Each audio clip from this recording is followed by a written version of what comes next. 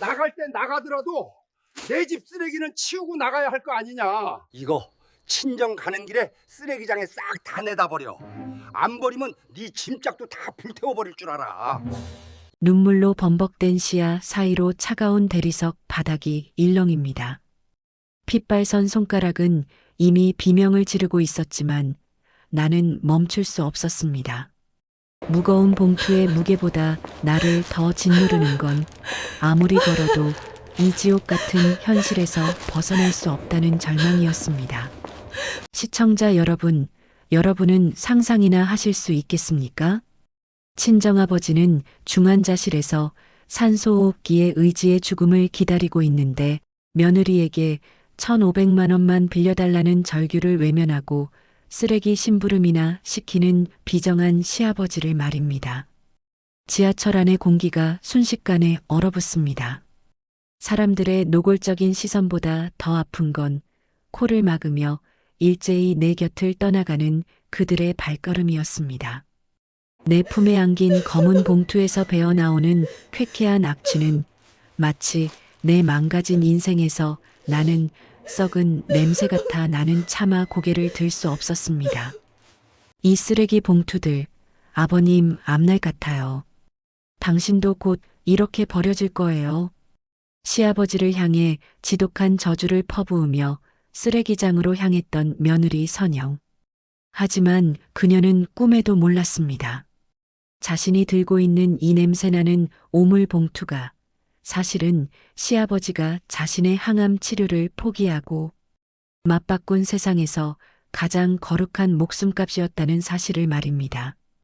100원짜리 하나에 벌벌 떨던 지독한 구두쇠 영감이 왜 자신의 죽음을 담보로 이런 기막힌 연극을 벌였던 걸까요?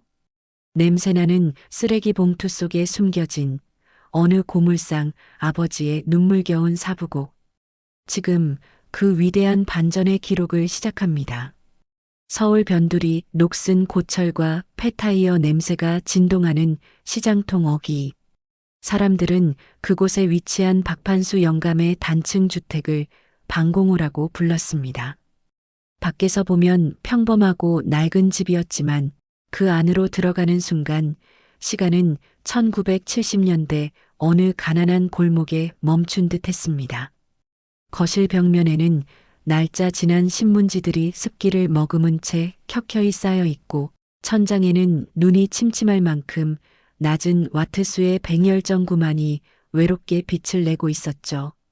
박판수 영감에게 낭비란 곧 죄악이었습니다. 수돗물은 항상 실처럼 가늘게 틀어 고무장갑에 받았어야 했고 겨울철 보일러는 외출 모드조차 사치였습니다. 며느리 선영은 이 집으로 시집온 지 5년째였지만 여전히 화장실 휴직 한 수를 세어 써야 하고 양치컵에 물을 딱 한 모금만 받았어야 하는 이 숨막히는 일상에 적응하지 못했습니다. 하지만 남편 민호가 중동 건설 현장으로 떠나며 우리 아버지 평생을 고생만 하셔서 그래. 겉은 저래도 속은 따뜻한 분이야.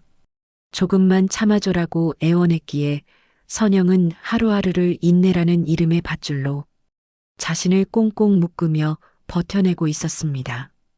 그러던 어느 겨울 새벽 3시 정막을 찢는 날카로운 전화벨 소리가 선영의 방을 뒤흔들었습니다. 보호자분이시죠? 서울대 병원 중환자실입니다. 이진태 환자님, 혈압이 급격히 떨어지고 맥박이 불안정합니다. 지금 당장 오셔야 할 것 같습니다. 마음의 준비를 하시는 게 좋겠어요. 간호사의 다급한 목소리에 선영의 심장이 바닥 아래 지하 깊숙한 곳으로 곤두박질 쳤습니다.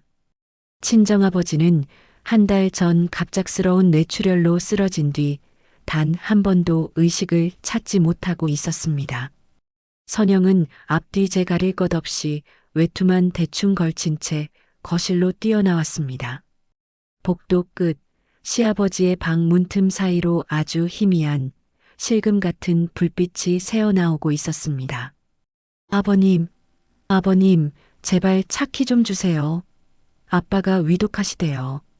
지금 병원에서 빨리 오라고. 임종을 지켜야 할지도 모른대요. 선영의 목소리는 파르르 떨리다 못해 날카로운 비명처럼 터져 나왔습니다. 판수의 방문이 삐걱거리며 열렸습니다. 판수는 잠자리에서도 평소 입던 낡고 색바랜 무명 바지를 겹겹이 껴입고 있었습니다. 그는 며느리의 하얗게 질린 절박한 얼굴을 빤히 바라보더니 거실 탁자 위에 놓여있던 낡은 1톤 포터 트럭의 키를 슬쩍 주머니 깊숙이 쑤셔 넣었습니다. 안 된다. 이 새벽에 차를 끌고 가면 기름값이 얼마인 줄 아느냐?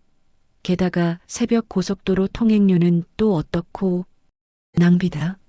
낮에 버스 타고 가거라. 선영은 자신의 귀를 의심했습니다. 사람이 죽어간다는데 평생을 함께한 사돈이 마지막 숨을 몰아쉬고 있다는데 기름값과 통행료 몇 천 원을 따지고 있는 노인.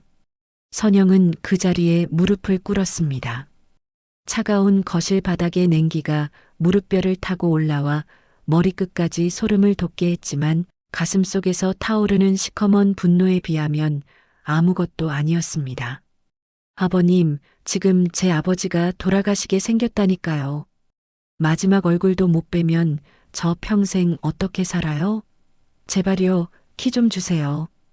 기름값은 제가 어떻게든 나중에 따로 드릴게요. 내가 무슨 돈이 있다고 나중에 준다는 게냐? 다 내 아들 민호가 먼 타국에서 모래바람 마시며 벌어다 주는 돈이지. 안 된다. 택시도 부르지 마라. 이 시간에 택시 타면 할증까지 붙어서 10,000원은 그냥 길바닥에 뿌리는 꼴이다. 지하철 첫 차까지 이 시간만 기다렸다가 가. 판수는 매몰차게 문을 닫으려 했습니다. 선영은 문틈 사이로 손을 집어넣으며 악을 썼습니다. 아버님은 정말 사람이세요? 어떻게 며느리 친정아빠가 죽는다는데 10,000원이 아까워서 이러세요? 제가 그렇게 미우세요? 아님, 우리 아빠가 가난해서 우스우신 거예요? 믿고 말고 할 게 뭐 있냐? 돈 아까운 줄 모르는 것들은 사람 대접받을 자격도 없다. 100원 벌기가 얼마나 무서운지 모르는 물정 모르는 년. 가서 밥이나 안 치고 기다려. 판수는 끝내 문을 닫아 걸었습니다. 철컥하고 잠기는 쇠문 소리가 선영의 가슴을 난도질했습니다. 선영은 그 자리에 주저앉아 입술을 피가 나도록 깨물었습니다. 시청자 여러분, 박판수 영감이 왜 이토록 잔인하게 며느리를 막아선 것일까요? 단순히 기름값 10,000원이 아까워서였을까요? 사실 판수는 며느리가 상상조차 못할 비밀을 안고 있었습니다. 그는 최근 병원에서 간암 말기 판정을 받았고 수술과 항암 치료로 수천만 원이 들어간다는 통보를 받은 상태였습니다. 하지만 그는 결심했습니다. 자신의 목숨을 구하는데 그 돈을 쓰지 않기로 말이죠. 그는 대신 그 돈을 더 절실한 곳에 쓰기 위해 철저히 자신을 돈밖에 모르는 악마로 포장하고 있었던 것입니다. 또한 그는 새벽 빙판길에 운전 경험이 부족한 며느리가 트럭을 몰고 가다 사고라도 날까봐 가슴이 철렁했습니다. 하지만 평생 사랑을 표현하는 법을 배우지 못한 투박한 노인은 그 걱정을 돈이라는 가시, 돋친말로 내뱉고 말았습니다. 선영은 멍하니 닫힌 문을 바라보다 비틀거리며 일어났습니다. 당신 같은 노인은 평생 그 돈 속에 파묻혀 죽어버려요. 나중에 아버님 죽을 때 제가 똑같이 해드릴게요. 선영은 저주 같은 말을 남기고 대문을 박차고 나갔습니다. 영하 18도의 겨울 새벽 공기는 칼날보다 더 날카롭게 선영의 피부를 도려냈습니다.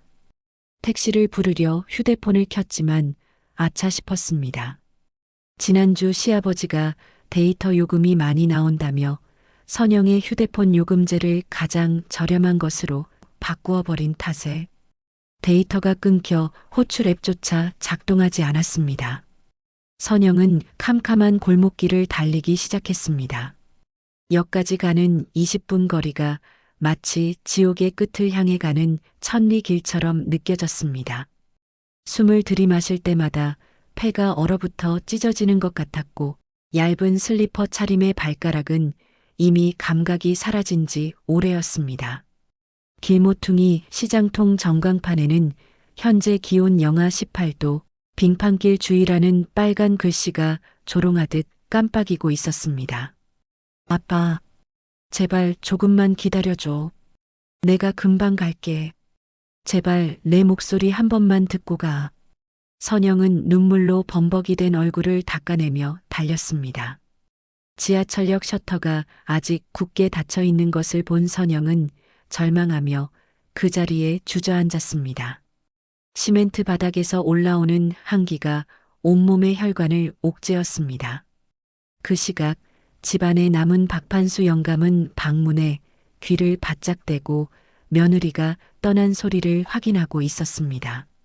선영이 절규하며 나가는 소리가 들리자마자 판수는 앙상한 가슴을 움켜쥐고 방바닥을 굴렀습니다. 말기암의 극심한 통증이 그를 덮쳤지만 그는 비명 한 번 지르지 않았습니다. 혹시라도 밖으로 나간 며느리가 들을까봐 이를 악물고 낡은 수건을 입에 문 채 신음소리를 삼켰습니다. 판수는 떨리는 손으로 서랍 깊숙한 곳 낡은 장부 밑에서 통장 하나를 꺼냈습니다. 겉면에는 며느리 선영이라고 적혀 있었습니다. 자신의 간암 수술비가 아니라 사돈의 수술비와 며느리의 미래를 위해 판수가 10년 동안 시장에서 폐지를 줍고 깡통을 팔아모은 피 같은 돈이었습니다. 판수는 알고 있었습니다. 지금 당장 차 키를 내주거나 택시비를 쥐어주면 선영은 병원으로 달려가겠지만 정작 병원 문턱에서 요구하는 수천만 원의 수술비 앞에서는 다시 무너질 수밖에 없다는 것을요. 판수는 그 목돈을 건네기 위한 가장 비극적인 연극을 준비하고 있었습니다. 가장 잔인하게 며느리를 밀어내어 며느리가 자신을 세상에서 가장 증오하게 만들어야만 나중에 이 돈을 줄 때 선영이 미안함 없이 그 돈을 온전히 받아 사돈을 살릴 수 있을 거라 생각한 것입니다. 늙은 노인의 사랑은 그렇게 일그러진 모습으로 고여가고 있었습니다. 지하철 셔터가 소름 끼치는 금소금을 내며 올라갔습니다. 선영은 정신없이 첫 차에 몸을 실었습니다. 텅 빈 열차 안 선영의 휴대폰이 진동했습니다. 병원에서 온 사망 통보가 아니길 빌며 확인한 메시지에는 더 잔인한 현실이 적혀 있었습니다. 이선영님, 귀하에 붙인 이진태님의 누적된 병원비 1,500만 원에 대해 금일 오전까지 납부가 되지 않을 경우 더 이상의 약제 처방이 중단될 수 있음을 알려드립니다. 선영은 차가운 열차 바닥을 내려다보며 소리 없이 울었습니다. 시아버지가 기름값 10,000원, 통행료 몇천 원에 벌벌 떨고 있는 사이 친정아버지는 그 10,000원짜리 지폐 한 장이 없어 생명 유지 장치를 떼야 할 위기에 처한 것이었습니다. 시아버지 박판수가 지키고자 하는 그 돈들이 선영에게는 사람의 목을 죄는 밧줄처럼 느껴졌습니다. 차창 너머로 서서히 동이 트고 있었습니다. 세상은 밝아오고 있었지만 선영의 인생에는 더 이상 해가 뜨지 않을 것만 같았습니다. 지독한 가난보다 더 지독한 박판수 영감의 냉대 속에서 선영은 자신의 마지막 자존심마저 갈기갈기 찢겨나가는 것을 느꼈습니다. 시청자 여러분, 이제 선영은 병원에 도착해 자신의 무력함과 마주하게 될 것입니다. 그리고 그녀의 등 뒤로 며느리가 버린 욕설을 묵묵히 받아내며 판수는 마지막 검은 봉투를 준비하기 시작합니다.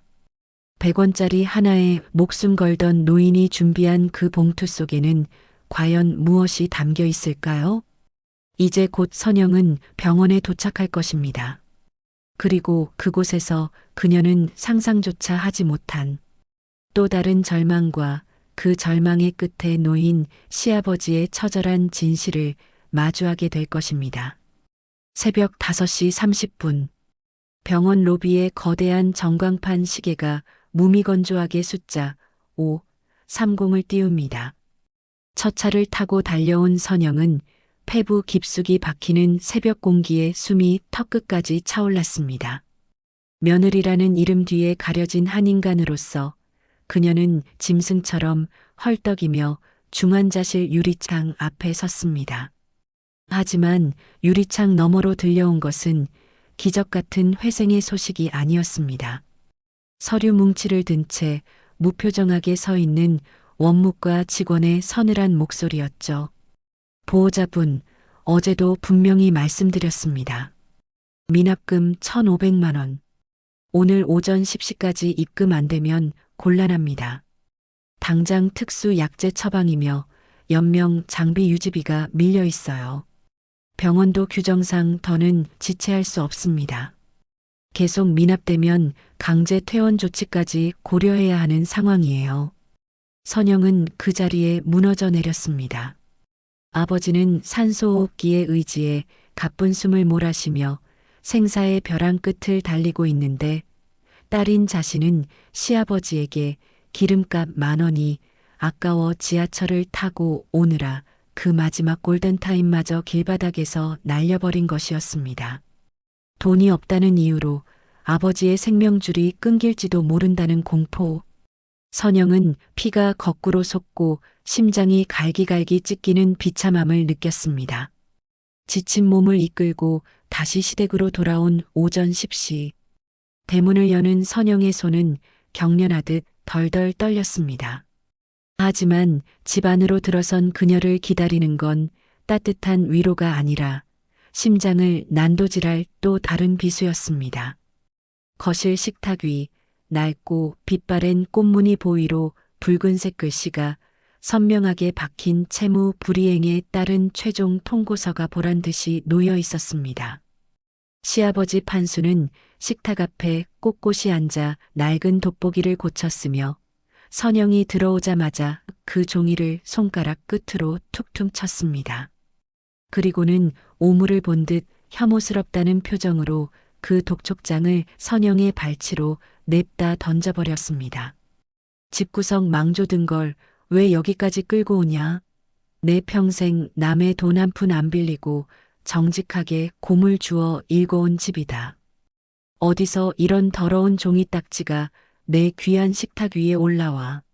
이 집안 조상님들이 노하실 일이다. 당장 치우지 못해. 판수의 목소리는 쇳소리가 섞여 더욱 날카롭게 거실을 때렸습니다. 선영은 바닥에 힘없이 떨어진 독촉장을 주워들었습니다. 뜨거운 눈물이 종이 위로 뚝뚝 떨어져 파산이라는 붉은 글씨를 흉측하게 번지게 만들었습니다. 아버님, 이건 제가 원해서 온 게 아니에요. 채권자들이 어떻게 알고 여기까지 수소문해서 보낸 모양인데 정말 죄송합니다. 하지만 지금 저희 집 상황 아시잖아요. 아빠는 중환자실에서 사경을 헤매고 계시고 엄마는 길거리로 쫓겨나게 생겼어요. 제발, 아버님, 사람 목숨부터 생각해 주시면 안 돼요? 돈은 나중에 제가 파출부를 하든 식당 일을 하든 어떻게든 갚을게요. 제발이요. 사람 목숨? 돈 없는 놈 목숨이 무슨 대수라고. 지가 능력도 없이 사업하다 말아먹은 게 내 탓이냐? 어디서 구질구질하게 내 집 거실에서 눈물바람이야. 이런 종이 한 장 더 날아오게 할 거면 당장 내 짐짝도 다 쓰레기장에 던져버릴 줄 알아. 내 평생 이런 수치는 처음이다. 판수는 며느리의 가슴에 대못을 받고는 방으로 획 들어가 버렸습니다. 문이 닫히는 소리가 마치 단두대에 칼날이 떨어지는 소리처럼 선영의 귓가를 울렸습니다. 시청자 여러분, 박판수 영감의 이 서슬 퍼런 분노 뒤에는 어떤 처절한 진실이 숨어 있을까요?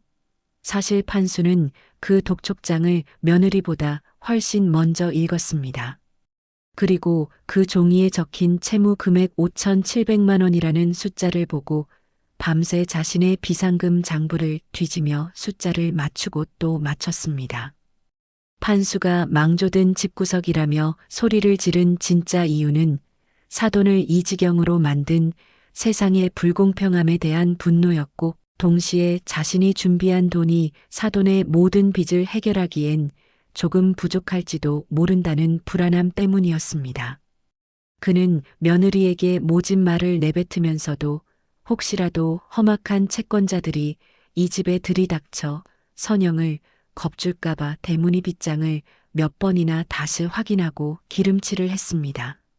하지만 노인의 서툰 사랑은 이번에도 돈밖에 모르는 괴물이라는 가면 뒤로 비겁하게 숨어버렸습니다. 밤이 깊었습니다. 거실은 보일러를 틀지 않아 입김이 하얗게 나올 정도로 차가웠습니다. 선영은 방으로 들어갈 용기조차 내지 못한 채 차가운 소파 아래 바닥에 웅크리고 앉았습니다.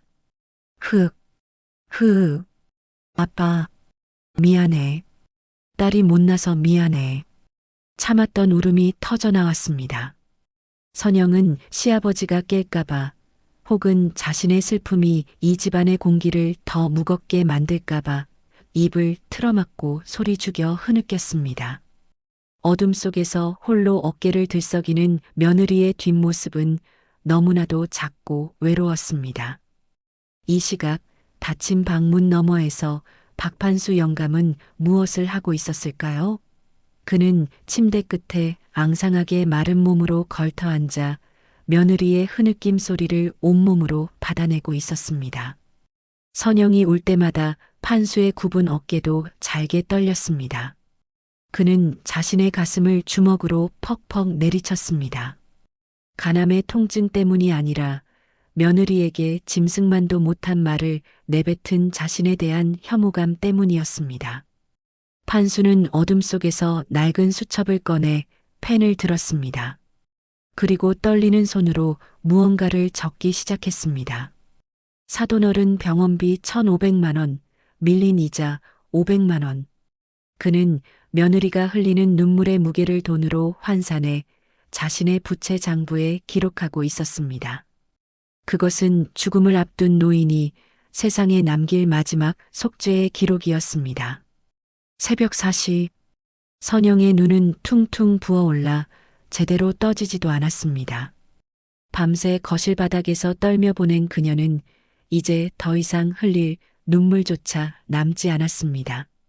시아버지에 대한 원망은 이제 깊은 체념과 서늘한 증오로 변해버렸습니다. 그래, 저 노인네에게 무엇을 바라겠어. 사람이 아닌데. 내 발로 나가야지. 아빠 곁에서 같이 죽는 한이 있어도 이 집에는 더 이상 못 있겠어. 선영은 짐을 싸기 위해 방으로 들어가려 했습니다. 그때 판수의 방문이 소리 없이 열렸습니다. 판수는 밤을 꼬박 세운 듯 퀭한 눈으로 거실로 나왔습니다. 그는 소파 앞에 주저앉아 있는 선영을 차가운 눈길로 내려다보았습니다. 밤새 청승맞게 울기만 하면 쌀이 나오냐, 돈이 나오냐? 아침 밥상 차릴 생각은 안 하고 뭐 하는 짓이야? 밥값은 해야 할 거 아니냐? 판수의 호칭은 여전히 가차 없었습니다. 선영은 힘없이 고개를 들었습니다. 시아버지가 사람이 아니라 거대한 얼음덩어리 혹은 피도 눈물도 없는 괴물처럼 보였습니다. 아버님, 저 나갈게요. 오늘 짐 싸서 나갈 테니까 아버님 그 돈 다 끌어안고 천년만년 잘 사세요. 아버님 죽을 때 제가 연락 한 통 가나 보세요. 전 아버님 얼굴 다시는 안 볼 겁니다. 선영의 서늘한 말에 판수의 눈동자가 찰나의 순간 흔들렸습니다. 하지만 그는 이내 입술을 굳게 다물고는 부엌으로 향했습니다. 시청자 여러분, 판수가 부엌으로 향한 이유는 단순히 배가 고파서였을까요? 아니었습니다. 그는 며느리가 오늘 당장 짐을 싸서 나갈 것을 직감했습니다. 그래서 그는 어제부터 밤잠 설쳐가며 준비해둔 그것을 꺼내기 위해 부엌 뒷베란다로 몸을 숨긴 것입니다. 가장 비참한 순간에 가장 모욕적인 방법으로 건네야만 며느리가 의심 없이 가져갈 목숨값. 판수는 떨리는 손으로 마당 구석에 놓아둔 검은 봉투들을 다시 한번 확인하며 마지막 연극의 대사를 고르고 있었습니다. 노인의 손에는 며느리에게 줄 쓰레기 같은 보물이 쥐어져 있었습니다. 선영은 비틀거리며 마당으로 나갔습니다. 이제 그녀는 이 집에서의 마지막 국어를 위해 혹은 영원한 결별을 위해 판수의 방문을 다시 한번 두드릴 준비를 합니다. 여러분은 살면서 누군가의 발등에 뜨거운 눈물을 쏟으며 목숨을 구걸해 본 적이 있으신가요? 그것도 나를 세상에서 가장 멸시하고 벌레 보듯 차갑게 대하며 100원짜리 하나에도 진저리를 치는 사람의 발치에서 말입니다. 지금 선영의 심정이 딱 그렇습니다. 어젯밤 차가운 거실 바닥에서 홀로 뜬 눈으로 밤을 지새우며 흘린 눈물은 이미 말라붙어 눈가에는 허연 소금기만이 서글프게 남았습니다. 하지만 선영은 다시금 무너진 가슴을 움켜쥐고 박판수의 방문 앞에 섰습니다. 병원 원무과에서 통보한 오전 10시라는 사형 선고 같은 데드라인이 이제 고작 몇 시간 남지 않았기 때문입니다. 이 문을 열지 못하면 아버지는 병원 밖 차가운 길바닥에서 숨을 거둘지도 모릅니다. 선영은 문고리를 잡은 채 한참을 망설였습니다. 이 문을 여는 순간 또 어떤 시퍼런 칼날 같은 말들이 날아와 자신의 영혼을 갈기갈기 찢어밟길지 너무나 잘 알고 있었으니까요. 하지만 지금 선영에게 박판수는 세상에 남은 유일한 구명줄이자 아버지를 살릴 수 있는 최후의 열쇠였습니다.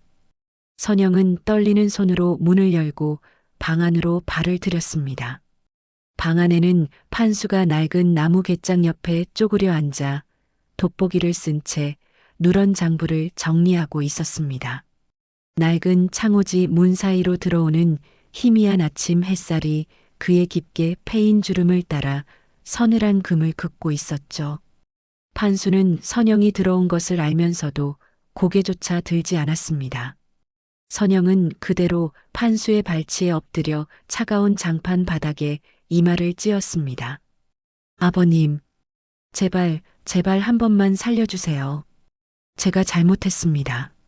아버님께 대들고 아버님 원망한 거 다 제가 못나고 철이 없어서 그랬습니다. 한 번만, 딱 한 번만 도와주십시오. 아버님 은혜, 죽어서도 잊지 않겠습니다. 선영의 목소리는 꺽꺽 막히는 울음소리와 섞여 처절하게 방 안을 울렸습니다. 하지만 판수는 들고 있던 모나미 볼펜 끝조차 흔들리지 않았습니다. 오히려 차갑게 쏘아붙였죠. 그의 목소리는 맷돌에 갈린 돌가루처럼 거칠었습니다. 도와달라? 내 아비 살려달라는 소리냐? 내 집 거실을 밤새 눈물바다로 만들더니 이제는 내 방까지 들어와서 곡소리를 내는구나. 3천만 원? 그게 어디 옆집게 이름인 줄 아느냐? 평생 곰을 주어 1,000원 한 장 모으는 게 얼마나 피눈물 나는 일인지 모르는 내년이 참으로 쉽게도 말하는구나. 내 집 기둥뿌리라도 뽑아주랴. 아버님 금고에 돈 있는 거 다 알아요. 시장통 고물상 부지만 담보로 잡아도. 아니, 아버님 평생 모으신 그 돈 조금만 빌려주시면 제가 평생 아버님 종으로 살겠습니다. 아버님 똥오줌 다 받아내고 아침 저녁으로 문안 인사 올리고 아버님 죽으라면 죽는 신용까지 할게요.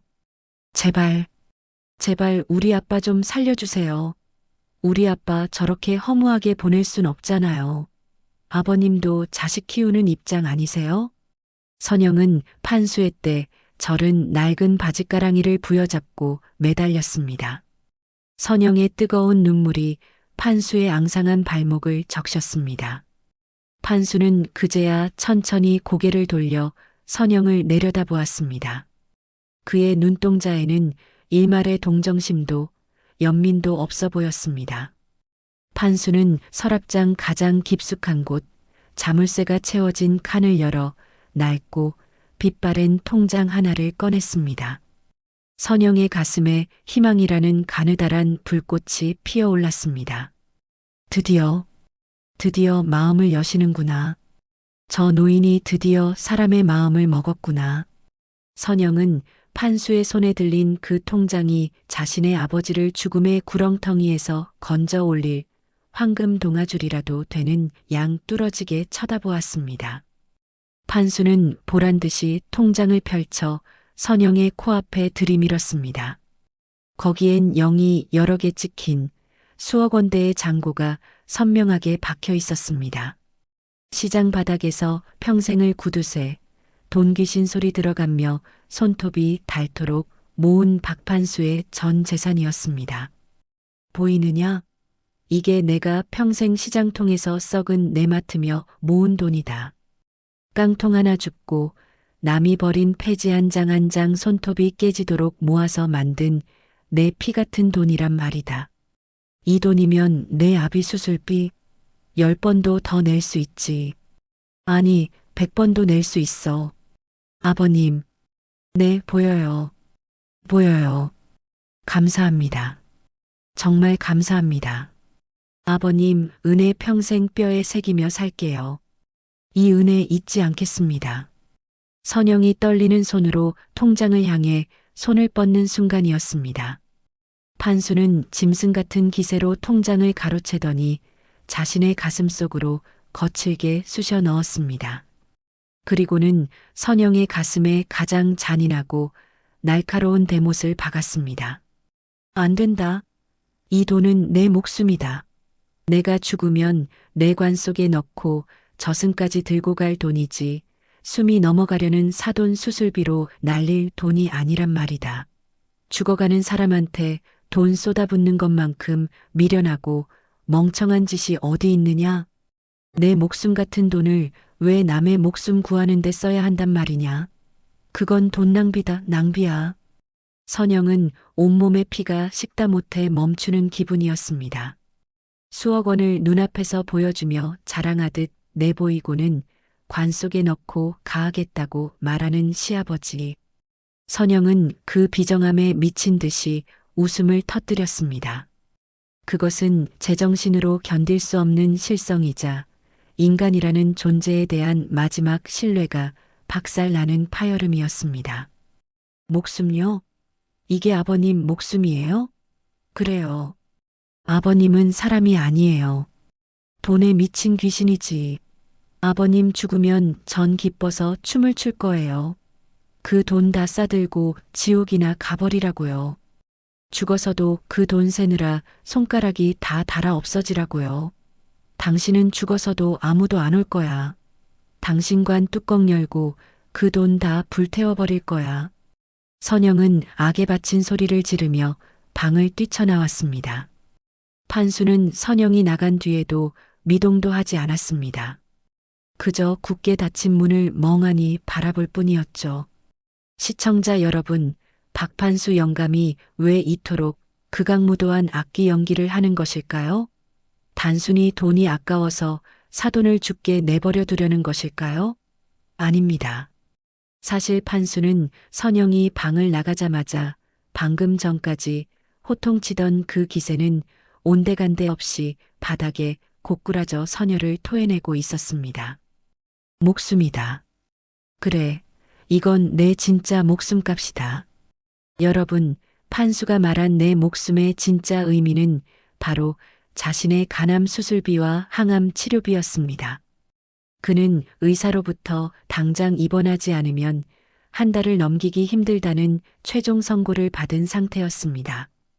하지만 그는 자신의 수술비를 포기하고 그 목숨값을 사돈의 수술비로 넘겨주기 위해 이 모진 연극을 하고 있었던 것입니다.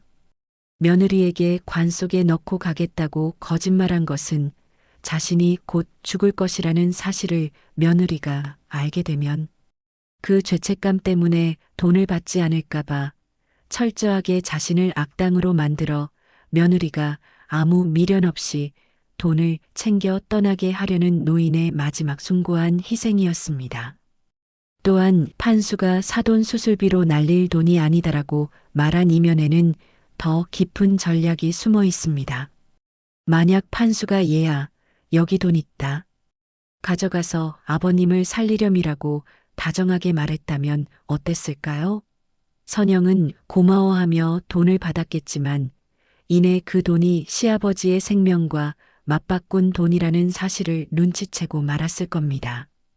선영의 성격상 시아버지를 죽이고 친정아버지를 살리는 선택을 결코 하지 못했을 것이라는 걸 판수는 누구보다 잘 알고 있었습니다. 그래서 그는 스스로를 철저히 돈밖에 모르는 괴물로 고립시켜 선영이 마음껏 자신을 미워하고 오직 친정아버지를 구하는 데에만 정신을 쏟게 만든 것입니다.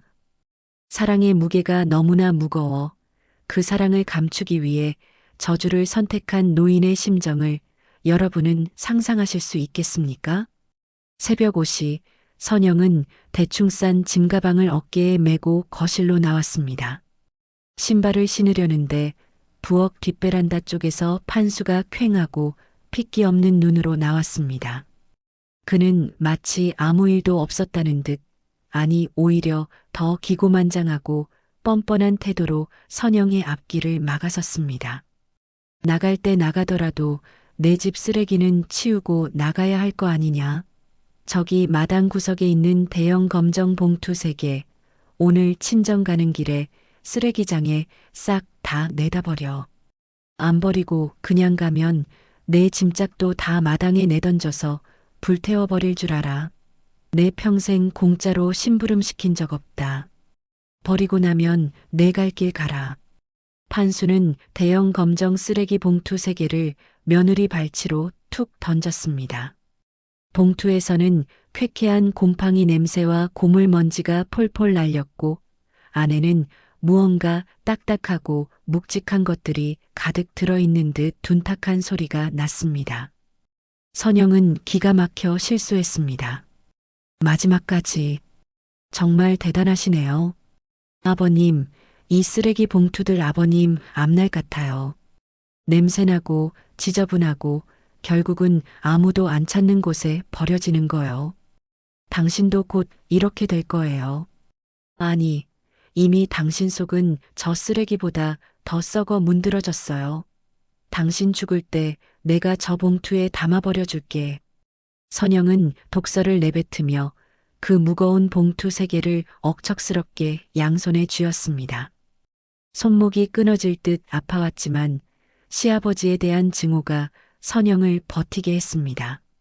대문을 나서는 선영의 등 뒤로 차가운 새벽바람이 불어와 얇은 외투 속살을 파고들었습니다. 박판수 영감은 며느리가 사라진 대문을 한참 동안, 아주 한참 동안 바라보았습니다. 그리고는 비틀거리며 마당으로 나와 며느리가 밟고 지나간 눈 위에 연탄재를 부수어 뿌리기 시작했습니다. 혹여나 짐을 든 며느리가 미끄러질까봐 앙상한 손으로 연탄재를 비비며 중얼거렸습니다. 미끄러지지 마라. 선영아, 조심해서 가거라. 이 아비 원망만 하고 살 거라. 그래야 내 맘이 편할 테지. 영감의 혼잣말은 매서운 새벽바람 소리에 묻혀 그 누구에게도 심지어 하늘에게도 닿지 못했습니다. 선영은 이제 그 무거운 오물 봉투를 짊어진 채 지하철역을 향해 걷기 시작합니다. 그 안에는 시아버지가 자신의 생명과 맞바꾼 수억 원의 현금과 집문서, 그리고 피 묻은 유언장이 들어있다는 사실을 꿈에도 모른 채 말입니다. 며느리의 등 뒤로 멀어지는 시아버지의 집은 이제 거대한 무덤처럼 깊은 정막 속에 가라앉았습니다. 이제 선영은 이 냄새나는 봉투를 들고 수치스러운 지하철길에 오르게 됩니다. 과연 그녀는 언제쯤 이 봉투 속에 담긴 시아버지의 처절한 진심을 발견하게 될까요? 박판수 영감이 준비한 이 마지막 유산이 세상 밖으로 드러나는 순간 며느리 선영은 과연 어떤 표정을 짓게 될까요?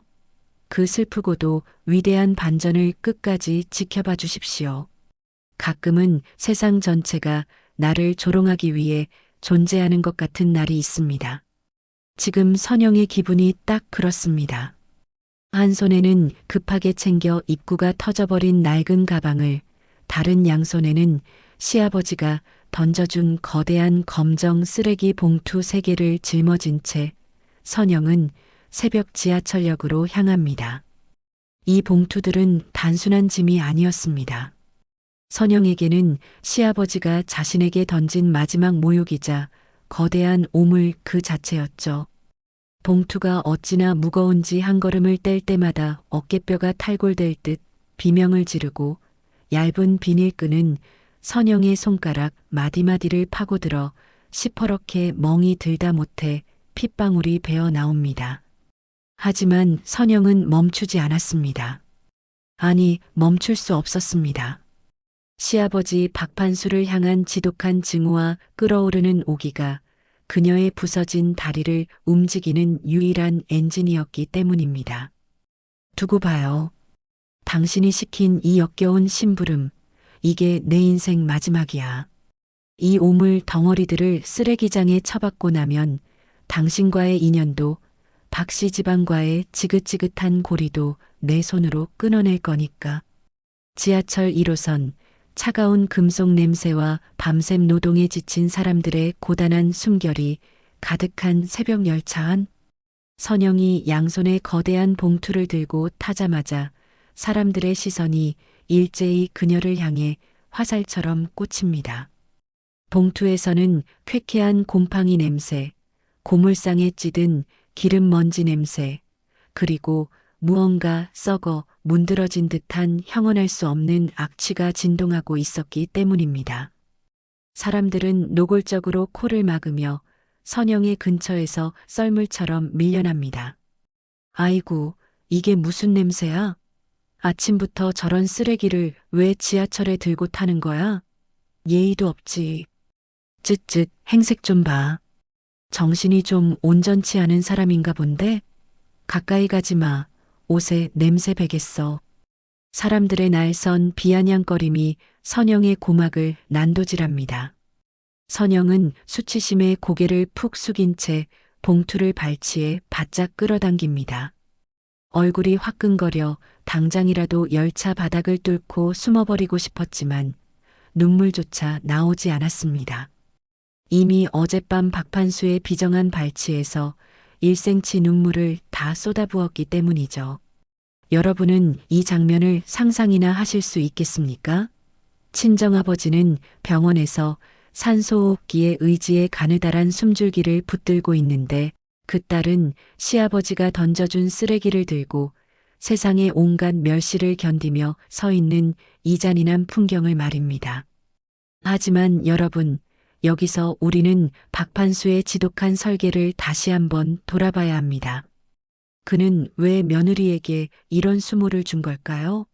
사실 판수는 며느리가 지하철에서 겪을 이 모든 손가락질을 이미 머릿속으로 수만 번 시뮬레이션하며 피눈물을 흘렸습니다. 하지만 그는 그래야만 했습니다. 만약 그가 그 거액의 돈뭉치를 깨끗한 가방이나 화려한 상자에 넣어줬다면 선영은 그 가방을 소중히 들고 가다 험악한 지하철 노숙자나 강도들에게 표적이 되었을지도 모릅니다. 무엇보다 병원비 독촉에 눈이 먼 탐욕스러운 친척들이나 채권자들이 냄새를 맡고 달려들어 가로채 갈 수도 있었죠.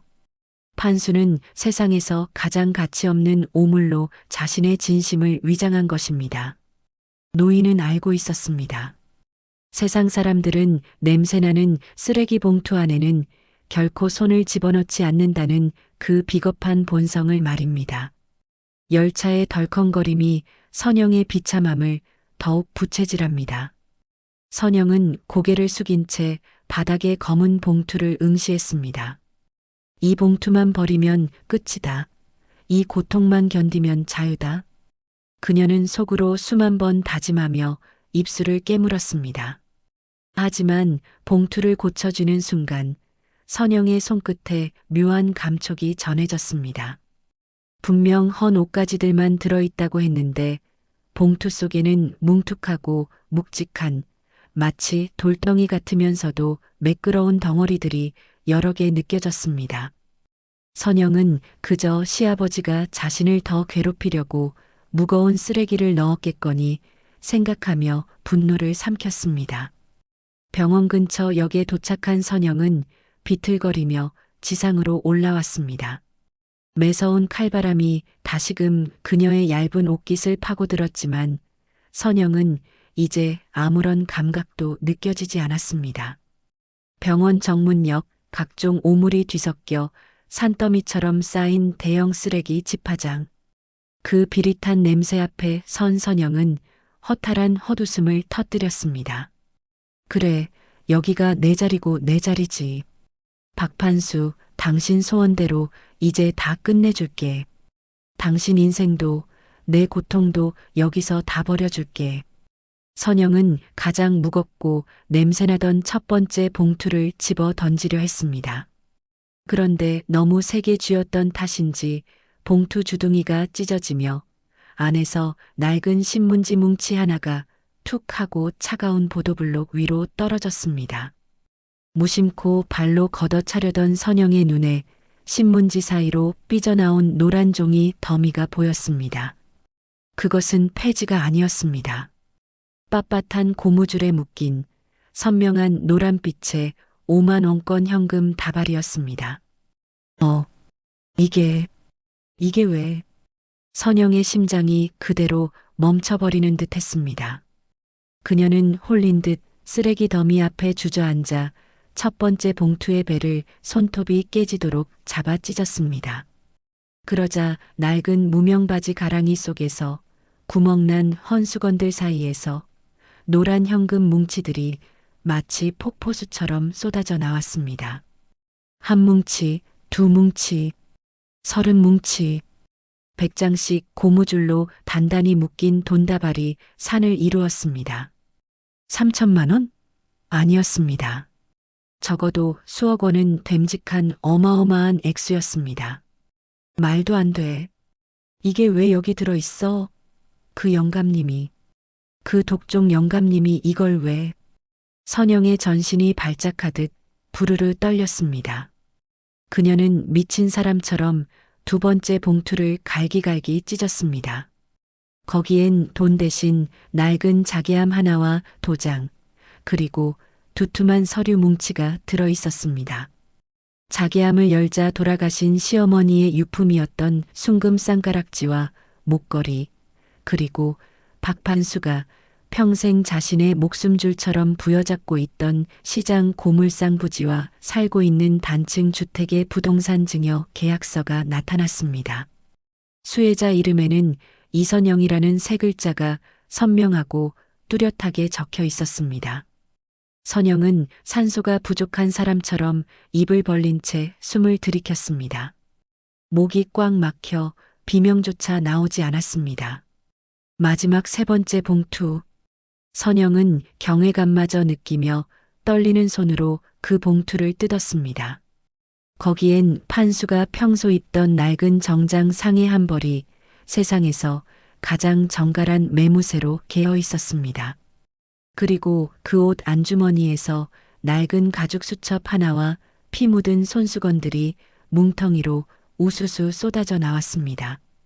수첩 첫 장을 넘기자 각혈의 흔적인 듯 붉은 얼룩이 군데군데 벤 종이 위에 삐뚤삐뚤하지만 정성을 다해 눌러쓴 판수의 필체가 나타났습니다. 선영아, 내 딸 선영아. 이 돈은 내 목숨이다. 병원에서 수술하고 항암하면 1년은 더 산다는데 나는 거절했다. 내 다 늙은 낡은 몸뚱이 고치는데 그 아까운 돈 수천만 원을 쓰는 것보다 그 돈으로 내 아비 살리고 너랑 민호 집 한 칸 마련해 주는 게 내 이승에서의 마지막 소원이다. 돈을 그냥 주면 내가 미안해서 안 받을까봐, 또 주변 똥개들이 냄새 맡고 뺏으려 들까봐 일부러 더러운 쓰레기 봉투에 넣었다. 지하철에서 남사스러웠지? 고생 많았다. 냄새나는 내 인생, 내가 대신 버려주는 셈 쳐다오. 그리고 선영아. 고마웠다. 못난 시애비 만나 고생만 시켰는데 끝까지 곁에 있어줘서 진심으로 사랑한다. 내 딸아. 선영은 그 자리에 고꾸라져 짐승 같은 울부짖음을 토해냈습니다. 차가운 병원 앞 쓰레기장에서 5만 원권 돈다발 수천 장을 가슴에 품고 선영은 자신의 가슴을 손톱으로 긁으며 오열했습니다. 아버님, 아버님, 제가 잘못했어요. 아버님 죽으라고 저주했는데, 돈밖에 모르는 괴물이라고 지옥에나 가라고 욕했는데, 제가 죽일년이에요. 아버님. 수첩 속에는 판수가 지난 6개월간 항암 치료를 단호히 거부하며 한 푼, 두 푼 모아온 영수증들이 빼곡히 붙어 있었습니다. 하루 항암제 비용 120만 원, 입원 진료비 80만 원. 그는 자신의 남은 생명을 일 단위로 쪼개어 돈으로 환산했고 자신의 생명이 타들어 가는 대가로 얻은 그 돈을 단 한 푼도 자신을 위해 쓰지 않은 채봉투 속에 차곡차곡 채워 넣었던 것입니다. 며느리에게 잔인하게 보여줬던 그 수억 원의 통장 잔고는 사실 나는 이제 곧 죽을 테니 이 돈은 고스란히 너희의 것이다라는 노인의 마지막 눈물 어린 고백이었습니다. 여러분, 선영의 이 처절한 오열 소리가 들리십니까? 그녀가 품에 안은 것은 단순히 종이 뭉치가 아니었습니다. 한 남자가 자신의 내일을 포기하고 자신의 고통을 인내하며 오직 자식들을 위해 빚어낸 거대한 사랑의 결정체였습니다. 100원짜리 하나에 목숨 걸던 그 구두쇠 영감은 사실 세상에서 가장 위대한 기부를 하고 있었던 것입니다. 자신의 내일을 팔아 며느리의 오늘을 산 아버지. 냄새나는 쓰레기 봉투는 사실 세상에서 가장 향기로운 희생의 꽃바구니였습니다. 선영은 정신없이 바닥에 흩어진 돈 뭉치들을 가방과 봉투에 쑤셔 넣었습니다. 그리고 병원 원무과 창구로 미친 듯이 질주했습니다. 창구 직원의 책상 위에 피 묻은 돈 뭉치를 내던지며 그녀는 울며 소리쳤습니다. 우리 아빠 살려주세요. 돈 여기 있어요. 다 낼게요. 10원도 안 남기고 다 낼 테니까 제발 우리 아빠 살려주세요. 그리고 우리 시아버님도 우리 아버님 좀 살려주세요. 제발요. 수술비와 미납금을 광기 어린 속도로 해결한 선영은 뒤도 돌아보지 않고 병원 문을 박차고 나갔습니다. 이제 그녀의 목적지는 단 하나였습니다. 텅 빈 방 안에서 피를 토하며 홀로 죽음을 기다리고 있을 박판수 영감. 선영은 신발 한 짝이 벗겨져 나간 줄도 모른 채 빙판길을 달리고 또 달렸습니다. 아버님, 기다리세요. 제발 숨 쉬고 계세요. 제가 약 사들고 가요. 제가 아버님 살릴게요. 아버님. 눈발이 더욱 거세지며 세상은 온통 하얗게 변해갔습니다. 하얀 눈이 선영의 뜨거운 눈물과 섞여 얼굴을 뒤덮었습니다. 저 멀리 시장통 어귀, 판수의 낡은 집이 보이기 시작했습니다. 그런데 집 앞에는 아침에 판수가 며느리를 위해 뿌려두었던 연탄재가 하얀 눈에 덮여 서서히 사라져가고 있었습니다. 마치 그의 남은 생명 불꽃이 꺼져가는 것처럼 말이죠. 선영은 비명을 지르며 굳게 닫힌 대문을 두드리기 시작했습니다. 아버님, 선영이가 왔어요. 문 열어주세요, 아버님. 제가 잘못했어요. 하지만 집안에서는 오직 얼음장 같은 정막만이 흐를 뿐이었습니다. 시청자 여러분, 선영은 이제 이 정막 속에서 시아버지의 마지막 온기를 찾아야 합니다. 과연 판수 영감은 며느리의 이 뒤늦은 사과를 들을 수 있을까요? 인생에서 가장 시린 만남은 어떤 것일까요? 아마도 사랑한다는 말 한마디를 전하기 위해 온몸이 부서져라 달려왔을 때 내가 찾는 그 사람이 이미 영원한 침묵 속에 잠겨 있는 것을 마주하는 순간일 겁니다. 선영은 피를 토하듯 병원 로비를 가로질러 다시 시댁의 낡은 대문 앞까지 숨 가쁘게 달려왔습니다. 손에는 아버님을 살릴 약 봉투를 꽉 쥐고 입술에서는 아버님, 제가 잘못했어요 라는 고백이 쉴 새 없이 터져 나왔습니다. 하지만 선영이 거칠게 방문을 열었을 때 그녀를 맞이한 것은 서슬퍼런 호통이 아니라 얼음장 같은 적막이었습니다. 방 안은 여전히 보일러 한 번 틀지 않아 입김이 하얗게 서릴 만큼 차가웠습니다. 판수는 어제와 다를 바 없이 낡은 무명 이불을 덮고 벽을 향해 웅크린 뒷모습이었습니다. 하지만 선영이 그 어깨를 잡았을 때 손끝을 타고 전해지는 것은 생명력 있는 온기가 아니라 뼛속까지 파고드는 죽음의 냉기였습니다. 아버님, 아버님, 정신 차려보세요. 저 왔어요. 선영이 왔단 말이에요. 선영이 절규하며 판수의 몸을 돌려 눕혔습니다. 판수의 안색은 이미 잿빛이었고 초점 잃은 눈은 허공의 한 점을 향해 멈춰 있었습니다. 하지만 선영이 그 자리에 주저앉아 통곡할 수밖에 없었던 건 판수가 마지막 순간까지 움켜쥐고 있던 것들이었습니다. 그의 오른손엔 각혈을 닦아내던 피 묻은 손수건이 넝마처럼 쥐어 있었고 왼손에는 아침에 선영이 끓여두고 간 이제는 숟가락조차 들어가지 않을 만큼 꽁꽁 얼어버린 미음 가릇이 들려 있었습니다. 죽음의 문턱을 넘는 그 극심한 고통 속에서도 그는 며느리가 준 마지막 정성을 놓지 않으려고 그릇을 품에 안고 있었던 것입니다. 선영은 굳어버린 판수의 손가락을 하나하나 펴내며 오열했습니다. 그러다 베개 밑으로 삐져나온 낡은 가죽 수첩 하나를 발견했습니다. 판수가 수십 년간 시장 바닥에서 인생을 기록해온 낡은 가계부였습니다. 선영은 떨리는 손으로 그 장부를 펼쳤습니다. 그리고 그 안에서 발견된 것은 차마 잉크로 다 쓰지 못해 붉은 혈흔이 비처럼 흩뿌려진 피로 쓴 편지였습니다. 시아버지가 남긴 마지막 편지 전문.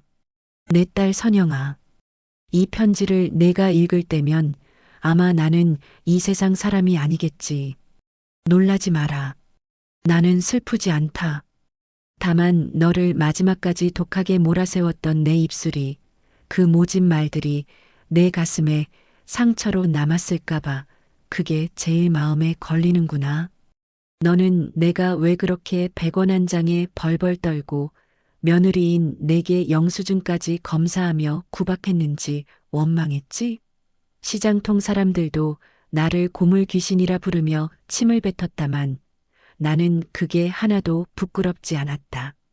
내가 줍는 폐지 한 장이 내 아들 민호의 대학 등록금이 되고 내가 모은 깡통 하나가 너랑 내 자식들 비바람 막아줄 지붕이 된다고 생각하면 나는 배가 고픈 줄도 몸이 아픈 줄도 몰랐다. 선영아, 어제 너에게 던진 쓰레기 봉투는 사실 내 70년 인생의 전부다. 병원에서 내 간이 다 썩어 문드러졌다고 지금 당장 수술하면 1년은 더 산다고 합디다. 그런데 나는 싫다고 했다. 내 다 늙은 몸뚱이 고치는데 수천만 원을 쓰는 것보다 그 돈으로 사돈 살리고 내 굽은 어깨 펴주는 게 내게는 더 큰 수술이고 위대한 치료였다. 내 목숨값으로 사돈을 살릴 수 있다면 나는 100번이고 1000번이고 이 길을 택했을 게다. 너에게 돈 없다고 소리 지른 건 그래야 내가 나를 미워하고 내가 죽은 뒤에도 나 같은 노인네 때문에 슬퍼하지 않고 내 아비랑 행복하게 살 것 같아서였다. 부모 마음이 그렇더구나. 자식이 나 때문에 미안해하는 것보다 차라리 나를 미워하고 욕하는 게 내 마음이 훨씬 편한 법이지. 그래도 선영아, 내가 아침에 끓여놓고 간 그 미음은 참 따뜻했다. 한 수저 넘기는데 평생 가슴에 맺혔던 가난의 한이 다 녹는 기분이더구나. 내가 끓여준 밥 먹고 가니 나는 여한이 없다. 사돈 살리느라 고생 많았다. 이제 그 무거운 쓰레기 봉투는 세상에서 가장 먼 곳에 던져버리고 이제는 남의 눈치 보지 말고 예쁜 옷 사입고 웃으며 살아라. 너는 내 며느리가 아니라 하늘이 내게 마지막으로 보내준 내 진짜 딸이었다. 사랑한다. 내 딸아. 정말 고마웠다. 선영은 편지를 가슴에 품고 방바닥을 치며 울부짖었습니다. 시청자 여러분, 판수가 남긴 건 수억 원의 현금이 아니라 자식을 위해 자신의 생명줄을 기꺼이 돈으로 치환한 위대한 부성이었습니다. 판수가 평생 모아온 수첩 뒷장에는 깨알 같은 메모들이 더 적혀 있었습니다. 선영이 산후조리비 300만 원 꼭 챙겨주기, 선영이 친정 엄마 생신 때 몰래 보낼 용돈, 네, 제삿밥은 끓이지 말고 그 돈으로 선영이 고기나 사 먹여라. 그는 지독한 구두쇠였지만 그 절약의 끝에는 항상 자신이 아닌 며느리와 자식의 이름이 적혀 있었습니다. 그가 유통기한 임박한 반찬을 먹으며 아낀 100원, 200원들은 모두 며느리의 그늘진 얼굴을 환하게 밝히기 위한 눈물겨운 예치금이었습니다. 여러분은 상상이나 하셨습니까? 시장통에서 무시당하던 고물상 영감의 가슴 속에 이토록 투명하고 고귀한 보석이 들어 있었다는 사실을 말입니다. 선영은 이제야 알게 되었습니다. 왜 시아버지가 겨울마다 며느리 미끄러질까봐 마당 가득 연탄재를 부수어 뿌려두었는지, 왜 본인은 걸레보다 못한 옷을 입으면서도 며느리 화장대 위엔 항상 최고급 크림을 몰래 올려두었는지를 말입니다. 그것은 투박한 노인이 세상에 내놓을 수 있는 유일한 사랑의 표현 방식이었습니다. 판수의 편지지에 번진 붉은 얼룩은 단순한 핏자국이 아니었습니다. 그것은 한 아버지가 이 세상에 마지막으로 남긴 가장 뜨거운 생명의 인장이었습니다. 냄새나는 쓰레기 봉투 속에 숨겨진 금덩이처럼 그의 거친 언어 속에는 세상 그 무엇보다 향기로운 진심이 담겨 있었습니다. 선영은 시아버님의 차가운 손을 잡고 맹세했습니다. 아버님이 당신의 목숨과 바꿔 지켜준 이 유산을 아버님의 이름이 부끄럽지 않도록 세상에서 가장 가치 있게 쓰겠노라고 말입니다. 그리고 아버님이 그토록 지키고자 했던 이 가족을 이제는 자신이 기둥이 되어 지켜내겠노라고 다짐했습니다. 밖에는 여전히 하얀 눈이 소리 없이 내려앉아 세상을 덮어주고 있었습니다. 박판수 영감의 낡은 집 담장 너머로 그가 며느리를 위해 심어두었던 목련나무가 모진 추위를 견디며 봉우리를 맺고 있었습니다. 마치 그의 삶처럼 가장 추운 곳에서 가장 환한 봄을 준비하고 있었던 것이죠. 인생에서 가장 먼 길은 어디일까요? 아마도 진심이 상대방에게 닿기까지 걸리는 시간, 바로 그 거리일 것입니다. 중동의 뜨거운 모래바람 속에서 오직 가족의 안위만을 생각하며 버텨온 아들 민호가 마침내 인천공항의 차가운 공기를 마시며 귀국했습니다. 그의 손에는 아버지가 평소 좋아하시던 외국산 영양제와 며느리 선영에게 줄 예쁜 가방이 들려 있었습니다.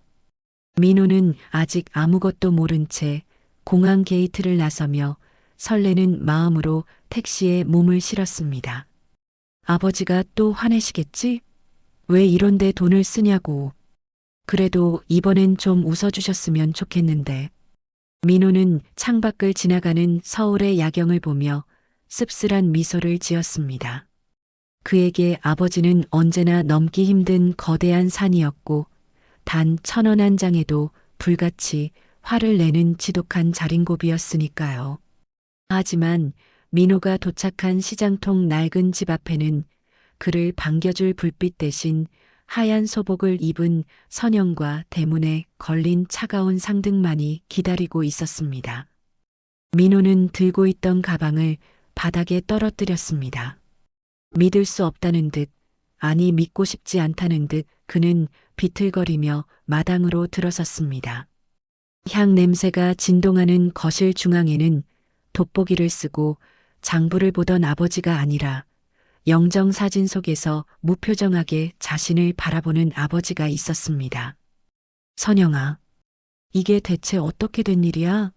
아버지가 왜 저기 계시냐고. 민호의 절규에 선영은 바닥에 주저앉아 남편의 바짓가랑이를 붙잡고 오열했습니다.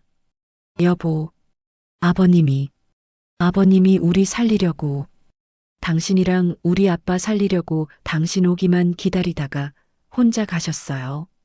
그 독한 병을 숨기고 깡통 줍고 폐지 팔아서 모은 돈을 쓰레기 봉투에 담아 저한테 주시고는.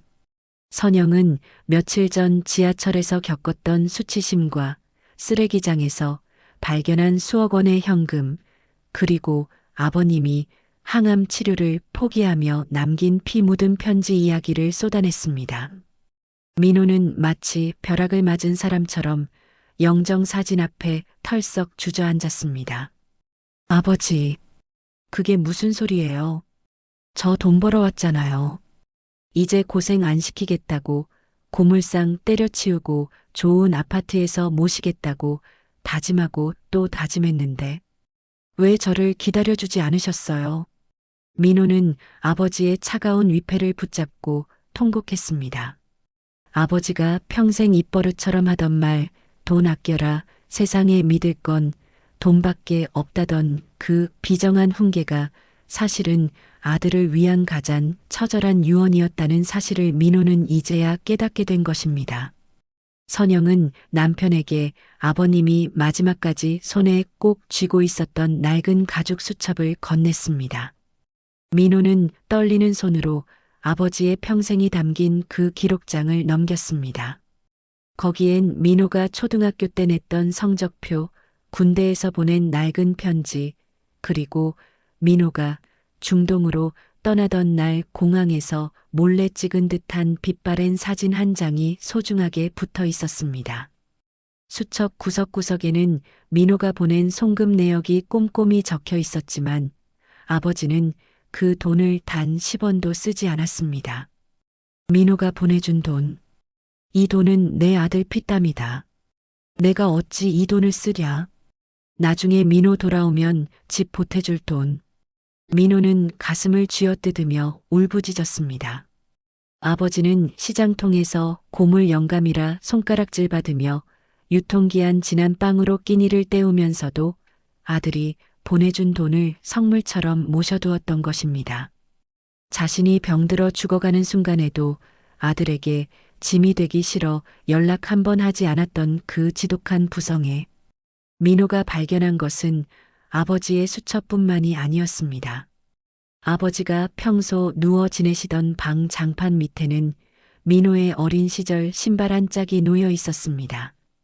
민호가 어릴 적 시장에서 잃어버렸던 그 파란색 운동화. 아버지는 그 신발을 30년 넘게 가슴 밑에 품고 주무셨던 겁니다. 표현은 서툴고 말투는 날카로웠지만 아버지의 온 세상은 오직 아들 민호와 며느리 선영뿐이었습니다. 다음 날 아침 민호와 선영은 아버지가 생전에 가꾸던 마당 구석의 목련 나무 아래에 섰습니다. 밤새 내린 눈이 녹아내리며 목련가지 끝에 맺힌 봉오리가 금방이라도 터질 듯 부풀어 올라 있었습니다. 민호는 아버지가 며느리를 위해 마당에 뿌려두었던 연탄재 더미를 손으로 쓸어 모았습니다. 아버지, 저 왔어요. 아버지 아들 민호 왔어요. 이 연탄재처럼 아버지는 온몸을 다 태워서 우리를 따뜻하게 해주셨는데 저는 그것도 모르고 아버지가 냄새난다고 창피하다고 피하기만 했어요. 죄송해요, 아버지. 정말 죄송해요. 민호는 마당 한복판에 엎드려 차가운 땅바닥에 이마를 찌으며 용서를 빌었습니다. 이제야 그 낡은 집은 비로소 완전한 온기를 되찾았습니다.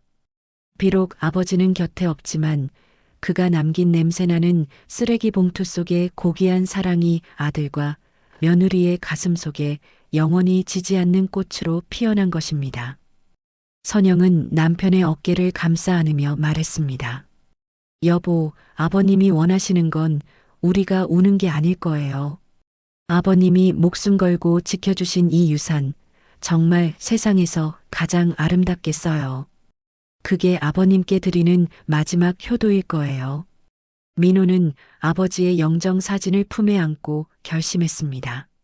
아버지가 평생을 바쳐 지켜온 저 낡은 고물상을 이제는 세상에서 가장 따뜻한 나눔의 장소로 바꾸겠노라고 말입니다. 냄새나는 폐지더미 속에서 피어난 시아버지의 위대한 사랑. 그 이야기는 이제 시장통을 넘어 전 세계 시청자 여러분의 가슴 속에 깊은 울림을 남기게 될 것입니다. 아버지, 들리세요? 아버지가 남겨주신 쓰레기 봉투는 사실 우리 가족의 가장 빛나는 보물 상자였습니다. 이제 편히 쉬세요. 사랑합니다, 아버지. 여러분, 누군가를 안다고 생각했지만 사실은 그 사람의 그림자조차 제대로 보지 못했다는 것을 깨닫는 순간 우리는 세상이 무너지는 것 같은 충격을 낳습니다. 아들 민호와 며느리 선영에게 아버지는 평생 돈밖에 모르는 고물상 영감이었습니다. 하지만 장례식 이튿날 그 낡고 냄새나는 고물상 마당에 기적 같은 풍경이 펼쳐지기 시작했습니다. 이른 새벽부터 검은 상복을 입은 민호와 선영 앞에 남루한 차림의 노인들과 시장 상인들이 하나둘씩 모여들기 시작한 것입니다. 그들의 손에는 화려한 조화 대신 시장 바닥에서 판수가 그랬던 것처럼 정성스럽게 접은 꼬깃꼬깃한 돈 봉투나 따뜻한 음료 한 병이 들려 있었습니다. 민호야, 내 아버지가 아니었으면 우리 집 막내놈은 대학 근처에도 못 갔을 게다. 옆집 떡집 할머니가 민호의 손을 잡고 눈물을 흘리며 말했습니다. 민호는 어리둥절했습니다.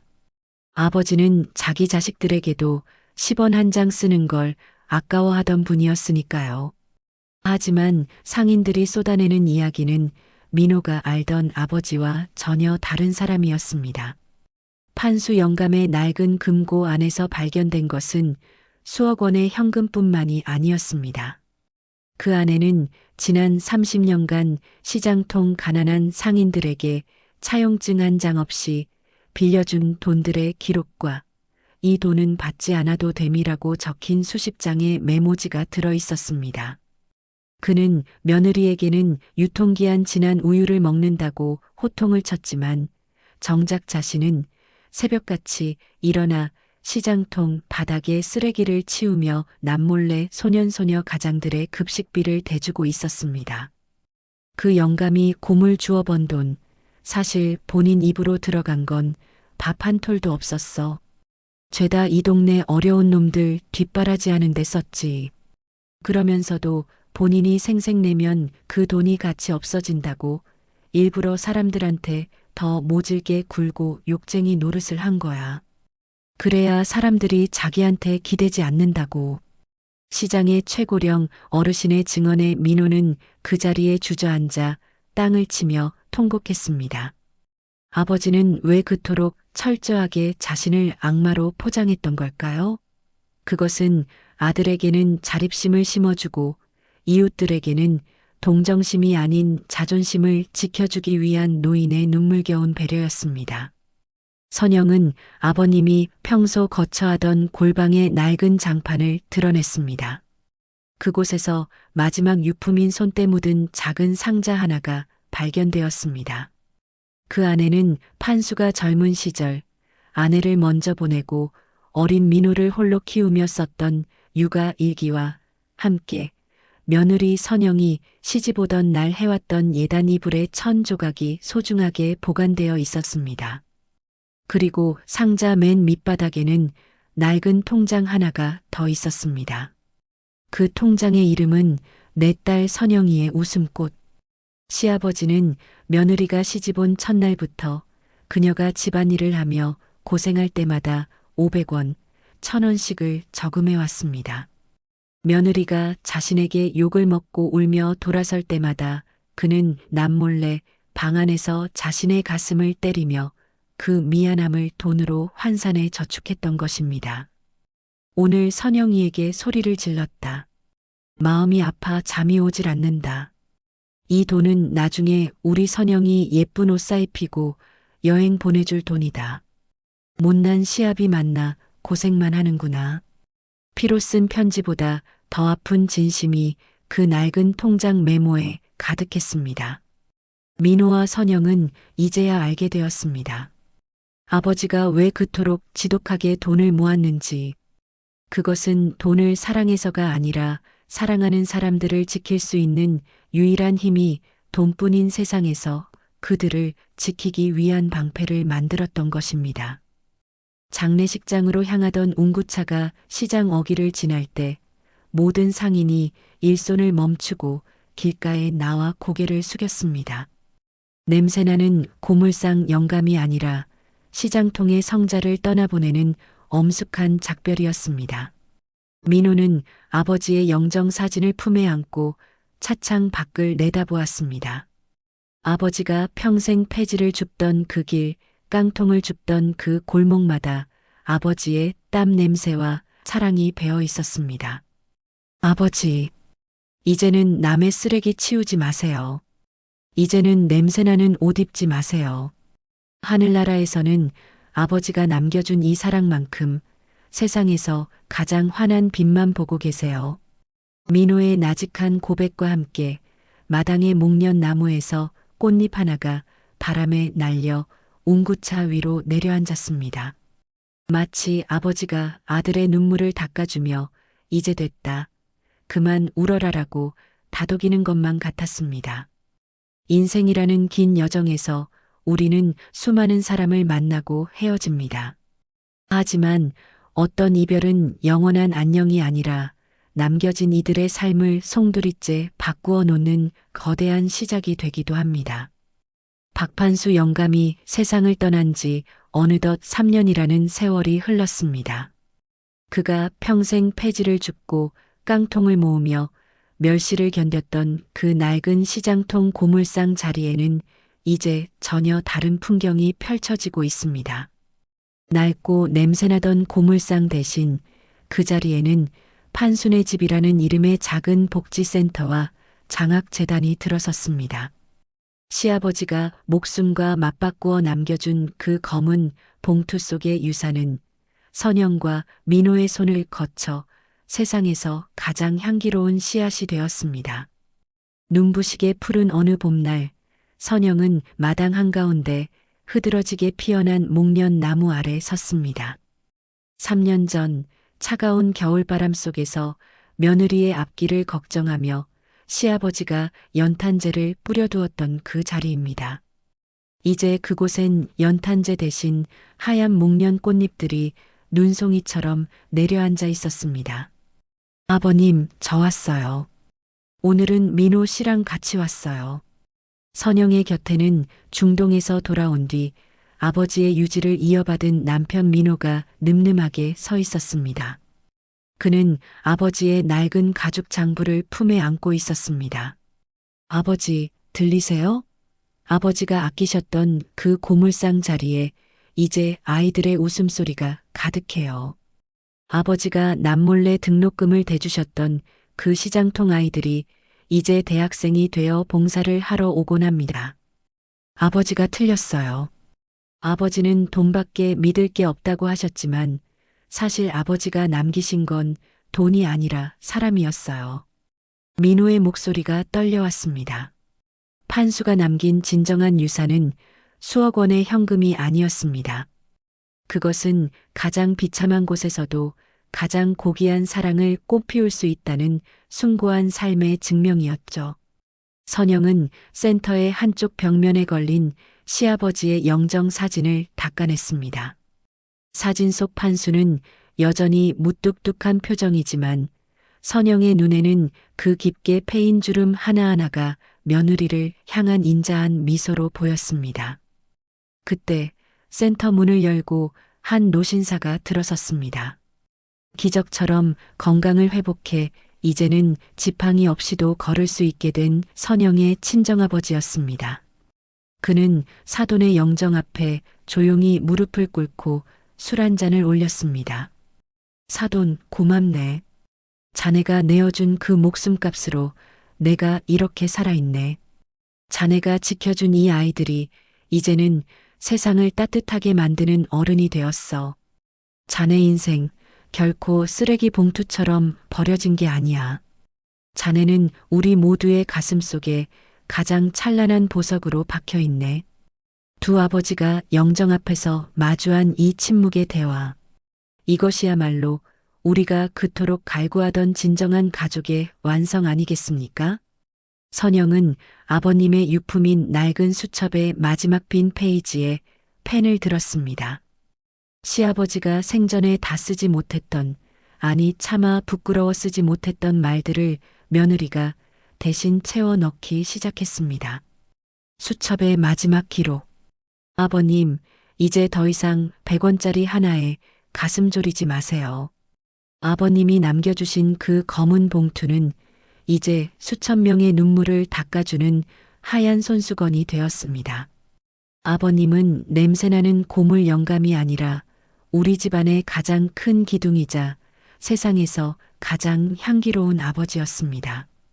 이제 하늘나라에서는 연탄재 뿌리지 마시고 예쁜 꽃길만 걸으세요. 사랑합니다. 나의 아버지. 우리는 박판수 영감의 이야기를 통해 보았습니다. 사랑은 때로 세상에서 가장 비참하고 냄새나는 모습으로 우리를 찾아오기도 한다는 것을요. 하지만 그 껍데기를 한 겹만 벗겨내면 그 안에는 다이아몬드보다 더 빛나는 부모님의 진심이 들어있음을 우리는 너무 늦게 깨닫곤 합니다. 오늘 밤 여러분의 곁을 지키고 있는 부모님의 거친 손을 한 번만 잡아드리는 건 어떨까요?